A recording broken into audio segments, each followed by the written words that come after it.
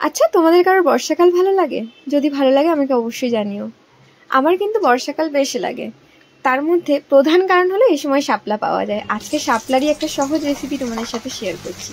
প্রথমে শাপলাগুলোকে আঁশ ছাড়িয়ে ভালো করে ধুয়ে নুন মাখিয়ে রেখেছিলাম যাতে এক্সট্রা জলটা ঝরে যায়। তারপর কড়াই গরম হলে সর্ষের তেল দিলাম।